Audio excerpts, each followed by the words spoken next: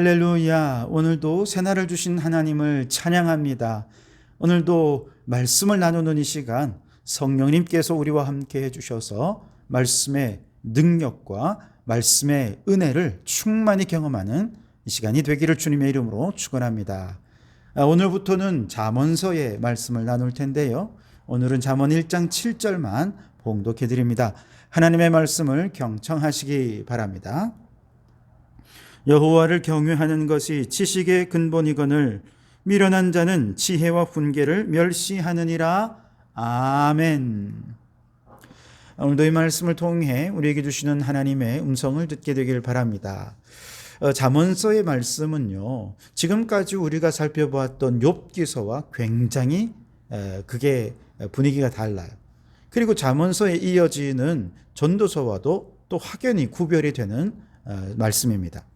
영국 캠브리지의 틴데일 하우스에 있는 데릭 키드너라고 하는 분이 지혜서 어떻게 읽을 것인가라는 책을 썼는데요. 그 책에 보면 잠언서와 욥기서와 전도서 이 세 권을 다양한 측면에서 서로 비교하는 그런 내용들이 등장하는데요. 잠깐 살펴보면 우선 잠언의 말씀은요, 우리 인생의 삶을 실제적으로 잘 경영하기 위한 현실적인 지혜와 교훈을 주는 책이라 그랬어요. 그런데 욥기서는 읽어보면 우리 인생은 너무나도 통제할 수 없고 설명할 수 없는 수수께끼로 가득한 일들이 너무 많다라고 이야기하는 것입니다. 그러니까 그런 현실적인 지식이, 지혜가 도움이 안 될 때가 있다는 얘기죠. 전도서는요, 인생의 공허함, 쓸쓸함, 인생의 무상함, 이런 것들을 논하는 책이라 할 수 있겠습니다. 두 번째로 잠언서는 그런 면에서 인생에 대한 낙관주의적인 입장이고, 반대로 전도서는 아주 허무주의적인 입장이라고 한다면, 욥기서는요, 낙관적이지도 않으면서 그렇다고 완전히 비관론도 아닌 하나님의 우주적인 섭리를 강조하고 있습니다.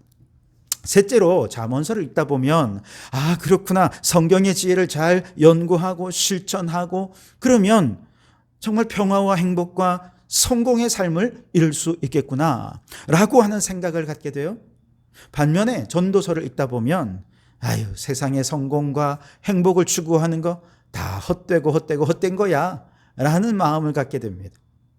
근데 욥기서는요, 잠언서의 말씀처럼 열심히 믿음으로 살아도 성공하지 못할 수 있어. 좀 더 심오한 차원에서 깊이를 더하여 교훈하고 있는 책이라 할 수 있겠어요.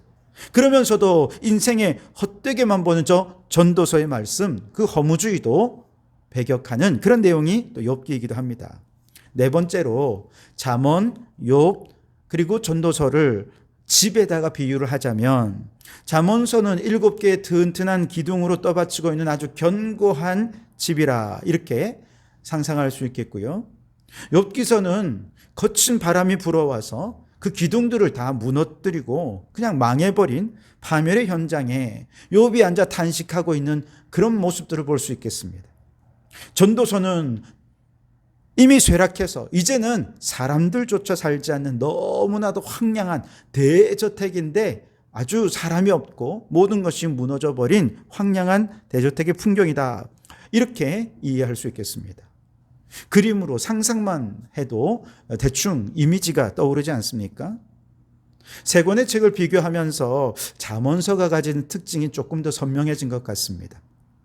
잠언서는 사람들이 현실의 생활 속에서 열심히 신앙생활도 하고 사회생활도 하고 가정생활도 정말 긍정적인 마음으로 열심을 다하면 하나님 반드시 복을 주실 것이다 라고 하는 삶에 대한 낙관적 입장이 일관되게 우리에게 교훈으로 주어지고 있습니다. 그런 측면에서 여러분, 이제부터 우리가 함께 잠언서를 읽어가면서 우리의 신앙이 보다 현실에 뿌리박은 신앙, 보다 긍정적이고 낙관적이고 적극적인 신앙으로 하늘의 복을 더 적극적으로 구하며 하나님의 복을 누리는 그런 신앙으로 성장해 갈 수 있기를 바랍니다. 또한 이 잠언서의 말씀을 통해서 우리의 삶에 꼭 필요한 실질적인 삶의 지혜도 얻으실 수 있기를 바랍니다. 그래서 여러분의 하루하루의 삶이 잠언과 함께하는 매일매일의 삶이 잠언의 지혜로 충만히 채워져서 하루 더 행복해지고 하루를 살며 더 성공에 가까워지는 여러분의 삶이 되시기를 주님의 이름으로 축원합니다. 1절을 보시면 다윗의 아들 이스라엘 왕 솔로몬의 잠언이라 그랬어요. 1장부터 마지막 장까지 모든 내용이 다 솔로몬이 쓴 거냐? 그렇진 않습니다.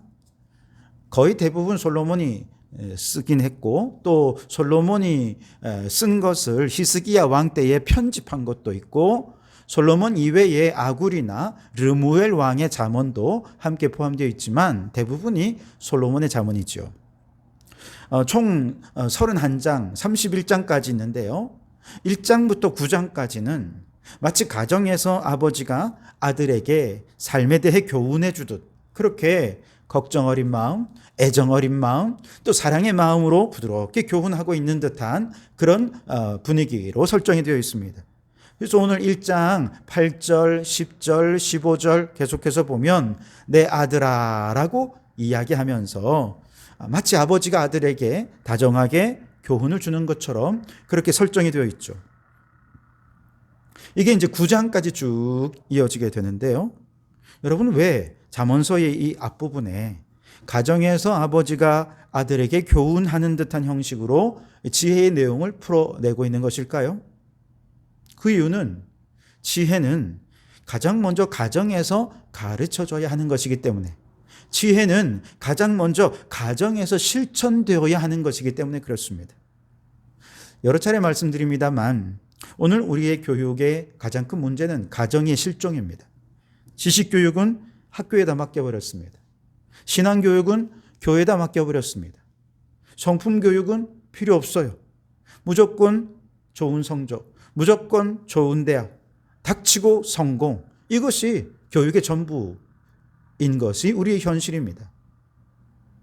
물론 부모가 지식도 성품도 신앙도 다 할 수 없어서 학교의 도움도 필요하고요. 교회 도움도 필요하고 사회 도움도 필요해요. 그러나 기본적으로는 가정이 자녀 양육의 중심이 되어야 한다는 거죠. 그렇다고 가정에서 책 펴놓고 자 이제 공부해보자, 그건 아니지요. 가정에서 교육은 철저히 삶의 교육입니다. 함께 살면서 부모가 말하고 기도하는 것이 자녀에게 영향을 끼치는 거죠. 부모가 기도하는 걸 보면서 자녀들이 기도하는 걸 배웁니다. 부모가 말씀을 배우는 것을 보면서 자녀들이 말씀을 배우는 것이죠. 부모가 집 안에서 공부하는 모습 보면서 자녀들도 자연스럽게 공부하는 자녀들이 됩니다. 무엇보다 유대인들은 정직함, 또 약속 지키는 것, 이런 성품적인 것들도요, 삶으로 가르쳐주는 그 주체가 누구냐? 가정의 아버지들이라 아버지에게 아주 귀한 권한을 부여해 두고 있습니다. 물론 가정이 전부일 수는 없겠죠. 한 아이를 키우기 위해서는 한 마을 전체가 필요하다라는 말이 있는 것처럼 많은 요소들이 필요하죠. 그러나 자녀 교육의 가장 근본이 되는 곳은 가정이어야 된다라고 하는 것을 잠언서의 전제에서부터 시작하는 거예요. 지혜를 어디서 가르칩니까? 가정에서부터 가르치라는 거예요. 가정에서부터 실천하라는 얘기입니다. 두 번째로, 자, 그렇다면 가정에서 아버지가 자녀들에게 무엇을 교훈하는 것이 중요하냐? 여기에 대해서 오늘 말씀, 우리가 읽은 1장 7절 말씀이 바로 잠언서 전체를 한마디로 요약하는 것이다 할 수 있겠는데요. 여호와를 경외하는 것이 지식의 근본이거늘 미련한 자는 지혜와 훈계를 멸시하느니라 그랬습니다. 여호와를 경외한다라고 할 때 이 말은 여러분 잘 아시듯이 두려운 마음으로 공경한다 이런 뜻이죠. 하나님을 무서워하기 때문에 따르는 것이 아니고 하나님을 너무나도 공경하고 사랑하기 때문에 나도 모르게 올바르게 행동하게 되고 나도 모르게 하나님의 말씀에 순종하게 된다. 이것이 여호와를 경외하는 삶인 거죠. 바로 이것이 모든 지식의 근본이 된다는 거예요. 지식은 중요하지요. 그러나 지식을 쌓는 토대가 무엇이냐 하는 건 더 중요합니다. 지금까지 인류는 인본주의적인 지식의 토대 위에 지식을 쌓아 올렸습니다. 그 결과 오늘날 우리는 기후위기에 심각한 위기를 맞이하게 된 것이죠. 왜냐? 인간이 자연의 법칙과 지식이 점점 많아질수록 인간은 그 지식을 이용해서 자연 위에 군림했습니다. 자연을 파괴했고 학대해왔죠. 그 결과 오늘 우리는 기후위기 시대를 맞았고 이제는 자연의 역습을 받아서 인간의 멸종 위기 상황까지 놓여 있게 된 것이죠. 반면에 여호와를 경외하는 그 토대 위에 이 세상의 지식들, 과학적인 지식들, 인문학적인 지식들을 쌓아 올렸다라면 아마도 그 모든 지식들이 쌓이면 쌓일수록 이 세상을 하나님의 뜻에 합당하게 다스리고 정복하며 하나님의 창조 질서를 보존하기 위해 헌신했을 것입니다. 뿐만 아니라 지금까지 우리 인간은요, 이기적인 토대 위에 지식을 쌓아 올렸어요. 그러니 그 지식을 가지고 다른 사람들 위에 군림해서 남을 짓밟고 내가 성공하기 위한 힘, 권력으로 지식을 악용했던 것이죠. 그래서 아는 것이 힘이다. 여러분, 이 말이 얼마나 무서운 권력의 욕망을 낳고 있는지 모릅니다. 그러나 여호와를 경외하는 신앙, 그 위에 지식을 쌓아 올리면 그 지식은 다른 사람들을 돕고 섬기고 사랑하고 베풀고 나누고 하나 되게 하는 지식으로 사용될 수 있을 것입니다. 그러니 여러분, 우리의 지식의 근본, 지식의 토대를 여호와를 경외하는 신앙으로 삼기 바랍니다. 우리의 자녀들에게 너 공부 잘하는 것보다 하나님 잘 섬기는 것 더 중요해. 똑똑한 것보다 하나님 사랑하는 게 훨씬 더 중요해. 여러분, 이것을 끊임없이 가정에서 아버지들이 가르치고 잘 교훈하실 수 있길 바랍니다. 자녀들뿐만 아니라 부모가 먼저 삶의 토대를 여호와를 경외하는 신앙 위에 세우실 수 있길 바랍니다. 그래서 모든 일을 할 때 하나님을 두려움으로 사랑하는 마음으로 하나님 중심으로 행해서 하나님이 주인되는 삶, 하나님이 주인되는 가정을 이루어가는 성도들이 되시기를 바랍니다. 그런데 이렇게 여호와를 경외하는 신앙에 가장 큰 위협이 되는 두 가지가 있어요. 하나는 악한 자들의 미혹입니다. 10절에 보시면 내 아들아 악한 자가 너를 꾀일지라도 따르지 말라라고 말씀하시면서 악한 자들이 어떤 자들이냐 하고 쭉 이어서 설명을 이어갑니다. 두 번째 경계해야 될 중요한 것은 성적인 유혹이에요. 여기에 대해서는 이제 다음 시간에 2장의 음녀에 대해 다루면서 얘기가 진행될 텐데요. 이것이 1장부터 9장까지 악한 자의 꾀임, 음녀의 성적 유혹, 이와 같은 것들이 계속 반복이 되면서 여호와를 경외하는 신앙을 위협하는 요소로 등장하게 됩니다. 특별히 우리가 이들을 경계해야 할 이유가 있어요. 악한 자들과 성적인 방종은 바로 그들의 생각 속에 여호와를 경외하는 어떤 생각조차도 들어있지 않기 때문에 악한 일을 행하고 성적으로 방종되게 산다는 거예요. 오늘 말씀을 보시면 하나님에 대한 두려움이 없을 때 11절에 죄 없는 자의 피를 흘리며 살아갑니다. 13절에 온갖 보화를 빼앗으면서도 이런 악행을 하면서도 죄책감이 없어요. 하나님에 대한 경외함이 없으니 지혜와 훈계를 멸시하느니라 7절에 말씀하는 이런 미련한 자가 된다는 것이지요. 22절에 보면 이들은 어리석음을 좋아하고 거만을 기뻐한다 그랬습니다. 27절에 보면 그 결과 두려움이 광풍같이 임하고 재앙이 폭풍같이 이르며 근심과 슬픔이 가득한 삶이 될 수밖에 없을 것이라고 말씀하고 있습니다. 그런데 이들의 미혹이 얼마나 강력한지 한번 이들의 미혹에 빠져버리면 그동안 가정에서 열심히 믿음의 토대 위에 지식과 성품을 잘 쌓아놓아도 한꺼번에 근본에서부터 무너져 버리는 일들이 얼마든지 일어날 수 있다는 거죠. 그래서 10절에서 악한 자들의 꾀를 따르지 말아라. 15절에서는 그들과 함께 길에 다니지도 말아라. 그렇게 교훈하고 있는 것이죠. 여러분, 여호와를 경외하는 이 신앙의 토대 위에 든든히 서서 자녀들을 위한 신앙의 모범이 되시기 바랍니다.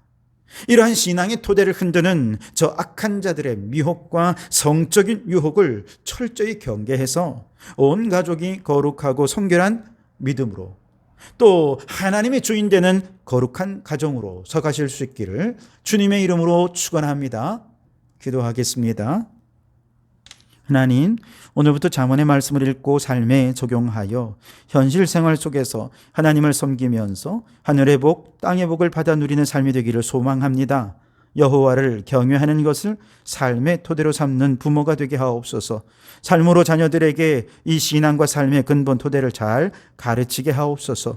이 신앙의 토대를 무너뜨리는 악한 자들의 미혹과 성적 타락의 미혹을 철저히 경계해서 온 가족이 거룩한 하나님의 백성이 되고 우리 성도들의 가정이 하나님이 주인 되는 행복한 가정 되게 해 주시옵소서. 예수님 이름으로 기도하옵나이다. 아멘.